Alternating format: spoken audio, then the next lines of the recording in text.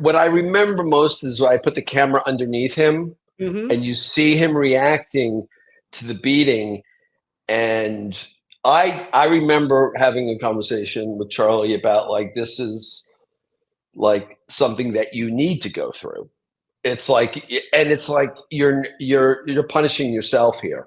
Hey everybody, BD here. Welcome back to the channel. And in this very special interview, this is part of an ongoing series where I'll be speaking to the directors of Daredevil Born Again.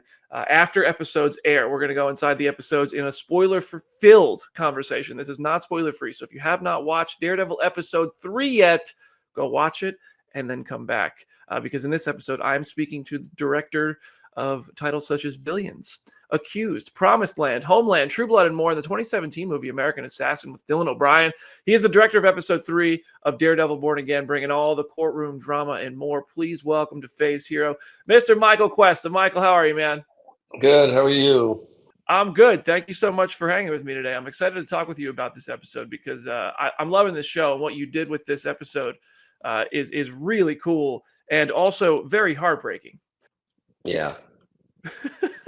Let's start at the beginning of your journey, though. I would like to hear, but your introduction to Daredevil Born Again. Like, how did this? Do you remember how this opportunity first was presented to you to direct a Marvel TV series? Well, it came to me. It came to me from the producers and the writers. It was the first 2 episodes originally. I don't know if these are things I should say. It was the pilot and the second episode. The show got reworked a bit. Yeah, okay. Yeah, so it came to me originally as the pilot and the second episode, and I was really by the writers and the producers, and I was drawn to this story. First of all, I'm always drawn to characters who have secrets and who live duplicitous lives, or rather who moonlight, who have I did the pilot for Dexter in the first season, so the character wasn't that dissimilar. He worked for Miami-Dade blood forensics, but at the same time he was out there cleaning up the streets, finding serial killers. So this is not dissimilar to that. And I think what I really liked about it was that it was rooted in the real of New York politics, the courtroom law. I've never done a series that had 3 lawyers talking in a conference room. I never did anything like that, and I'm not sure I would want to do that kind of thing. But this wasn't just that. The fact that it has the other side of the Daredevil character, of sort of someone who works the streets sometimes at night, that's what I'm drawn to. Hey man, I highlighted the courtroom drama in that intro because I find that like there's so many movies and shows that are almost defined by courtroom sort of moments and great speeches and great performances and great camera work that captures it. And I was curious if you had any inspiration for some of that courtroom stuff where Matt is really just, you don't need action to feel the tension. Look, when you're working in courtrooms in that genre, it's very much a writer's, actor's medium. But I think that for a director has to know when to sort of watch the movie, so to speak, when he's directing, and when to step in and work with the actors. So I find that interesting. It's a very subtle kind of direction with the actors in courtroom stuff, because the words, the scripts are good and the words are written, but to get in there to highlight certain things, but also to know when to move the camera and when to sort of be more directorial, I guess, and when to, like I said, sit back and just watch the movie and make sure it stays good.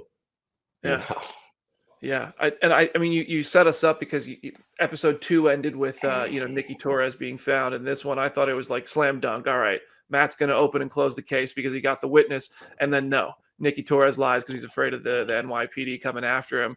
Was that sort of always the plan, to amplify the stakes that way? Yes. How do you try to capture that moment? And I'd love to hear about Charlie's input on those moments too, because I know he loves this character so much. So when you have those moments where it's making Matt more and more desperate, and probably the other side of him's clawing, like wanting to come out, but you have to keep him in the legal system side.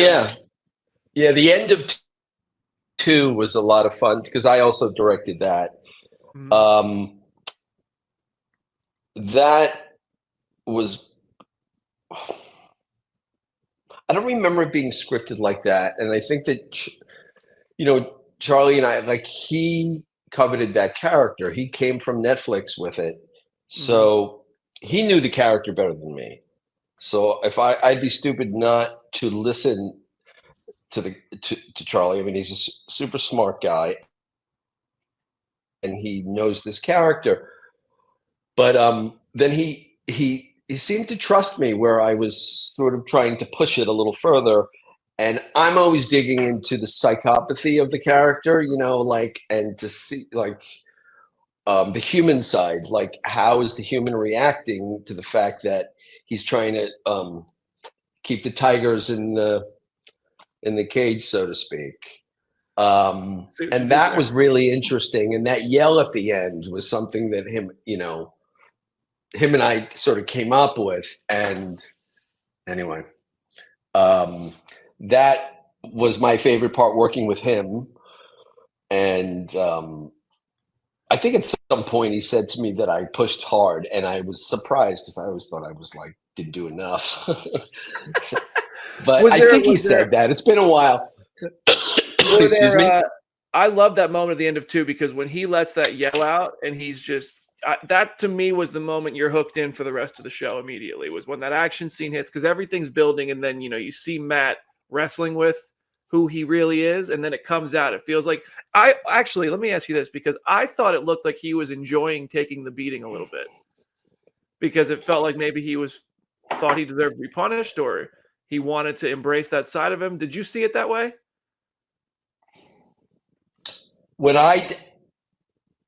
Again, it's been a while since I direct. No, it's not that long. Sorry.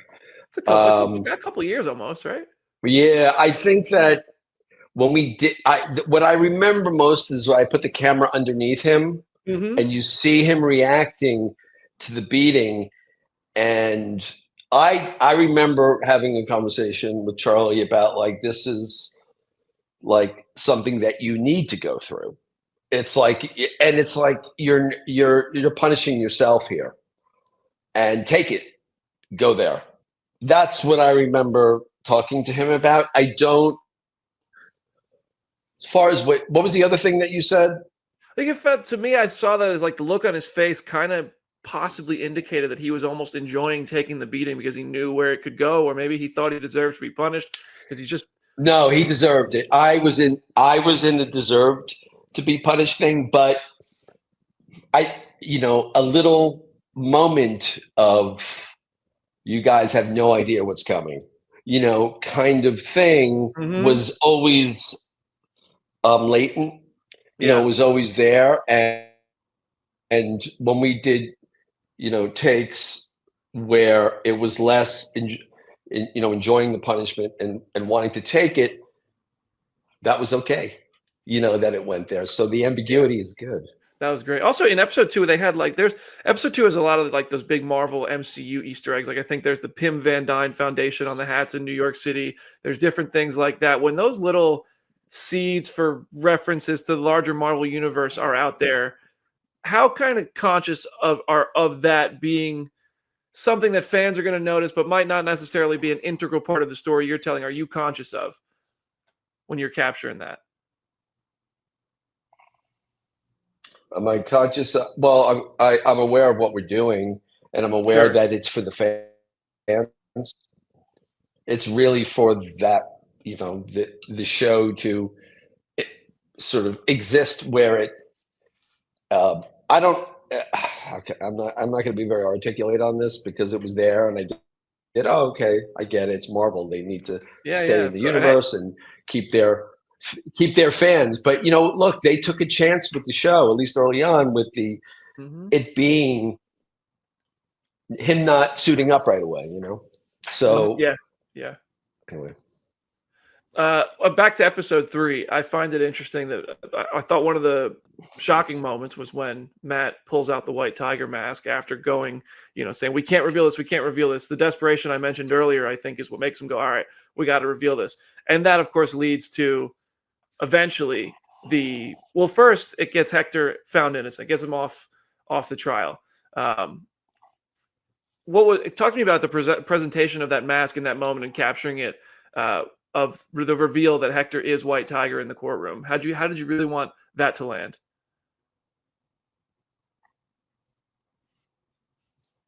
Well, as a surprise and as a betrayal too. Yeah. Both as a good thing and a bad thing. I mean, it wasn't obviously his associates were not happy about it. And I'm not sure he was sure either.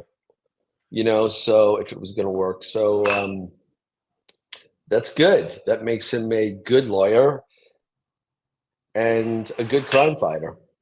Yeah, a self-proclaimed really good lawyer. And then that, of course, there's the conversation that Matt and Hector have. And I felt like maybe there was trying to be a message in there where Matt's also maybe talking to himself a little bit. Because he's saying, like, your days as White Tiger, they have to be done. They have to be done. And I feel like he's still trying to convince himself that he has to stop. The scene in the prison? Yeah. Right. The scene. Oh, yeah. It was always like that double meaning. That was one of my favorite scenes because of that. It was for him. It was a little a little therapy session for himself. And the actor that played, White Tiger was really, really wonderful. Yeah. He such a hard worker, and he worked through all the issues that he was going through at the time. And it was nice because we cast him, like we found him in an audition. And the moment he came up, I'm like, that's the guy, So I heard that he passed, and it's heartbreaking, and I hope his family's okay. But he was an amazing actor. Yeah, I mean, he really had an incredible role in this series, in this episode. And I imagine it's an emotional process, working on the episode featuring White Tiger's death, particularly after the passing of Kamar de los Reyes. So does that sort of influence the artistic approach to it in any way? Or did you finish the episode before he passed away? No. We finished it way before. Sana from Marvel is the one that alerted me. Wow. It had to be almost a year after. I mean, he was definitely not well when we were filming, and at times we had to shoot around it. Wow. But when I heard, it was devastating, and but the guy worked really hard. He worked through a lot of pain. At the time, we didn't know what was happening with him. And I would check with him every half hour, and he's like, I'm good. Stop bothering me, Michael. I'm fine. I want to do it, Wow. Which, in retrospect, I really understand where him wanting to do that. Yeah. Yeah. It's sad. And, Washington Heights, I'm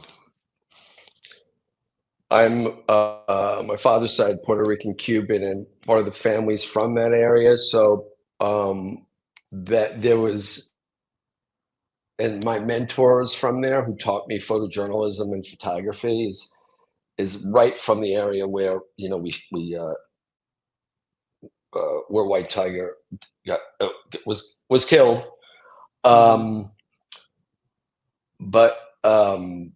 So that's another reason what drew me to the story was that milieu. Even in the paintings in his house were a lot of my mentor's father's painting, art direction wise. I had brought in a bunch of paintings that my mentor, who was a brilliant photojournalist, his father was a blacklisted painter from the late 40s, 50s. And so I brought his paintings in to put in the White Tiger's apartment.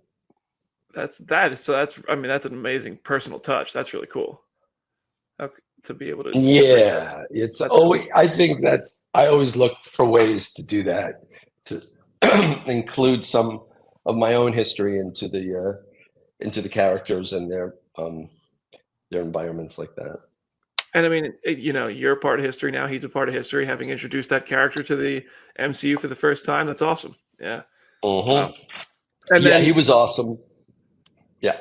Sorry. That of course that story shockingly concludes with the execution of Hector in the streets. I was gobsmacked when I saw that scene, man. Oh, really? It worked, huh? Dude, Okay. I was like, "Are you kidding me?" I sat here like, "What?" They just ripped my heart out. They got Hector off. They do this whole thing, and then bam, which is seemingly the tone of the show at this point. Nobody's safe, which adds stakes, which I really appreciate. You're instantly invested that way. How many different ways did you guys shoot the story? Was it always the plan? He's just someone's gonna pop out of the shadows, bang? Was there different ways you shot the execution of White Tiger? And on top of that, do you think Matt carries some guilt over that? Oh, for sure. I think he has to. But as far as the way we filmed it, White Tiger's demise, I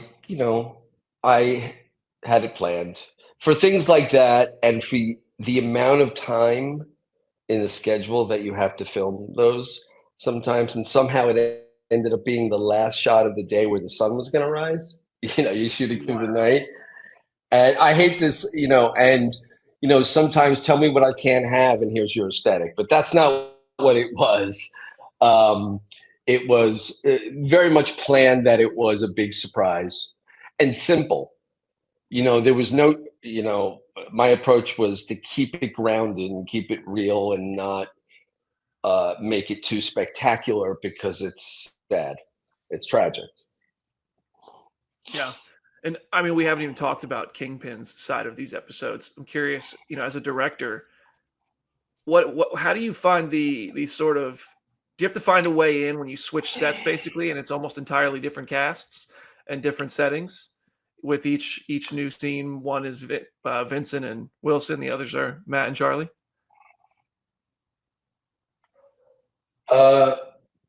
Charlie's vibe was, his world for me was always a little more immediate. The camera could be a little more relaxed and sort of capturing things.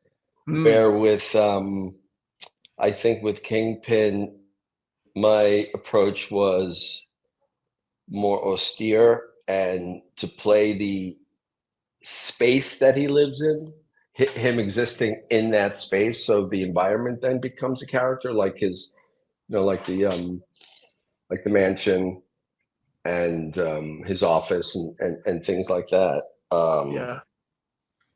And also seeing him, the scene where I can't remember what episode it's in. The scene when he has his plans for the development. Oh, for Red Hook? Originally, that was written to be inside the office.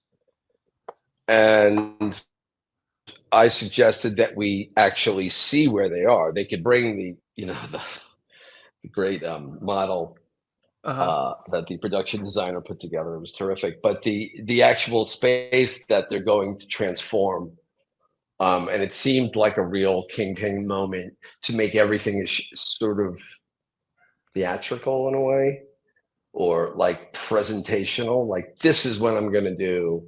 Okay, this is what it looks like, but so there's a difference. But Charlie's thing is much more immediate, much more like, let's get it done. And also have like a lot of self-doubt. Like, there's a lot of shit going on internally with him. So with the stuff I did with Kingpin, there wasn't a much. I mean, there were little beats of vulnerability. But so. Yeah, I appreciate the beats of him just being like Fiorello LaGuardia, like all the way he has this grand presence, and he's always trying to put himself on a pedestal in a sense. I really enjoyed that stuff, and I'll end it with this because the episode ends with that Punisher logo flashing the camera, and I've seen the whole season. I love where this goes, but at this point, I is this a thing where you know everything that's coming, or is this like because the Punisher story is very unexpected in a lot of ways. So what were you trying to convey? And do you know everywhere that story goes at the time you're directing this, or are you only, No, I can't really, I'm sorry. I can't really comment on that because I'm not that familiar with that story, Oh, sure. where that went. Yeah, just because, certain things changed. I mean, Yeah. the Punisher character was actually in the early scripts, but it was reworked. Right. I mean, Punisher is still he comes along, but in a very unexpected way, and I really dig it. I was curious, when you're working on TV and up to a certain point, then it's like a handoff sort of with the next director, I think. Well, I did the first two, and I was off. It's Right. like doing a pilot of a show. Unless you stay on the show as like an as an executive producer and also directing, like I did for Dexter and Homeland Uh-huh. and shows like that. But on this, it wasn't that. So it was really handing it off, and Yeah. Yeah. But I seem to be pulled into a lot of these just characters who are under pressure, like severe pressure. I keep, I've written my independent films have that, and I'm also in TV. It's like I just finished Man on Fire, and then I'm going on to possibly a geopolitical thriller for Netflix for the pilot. Listen, I can't wait for Man on Fire, by the way.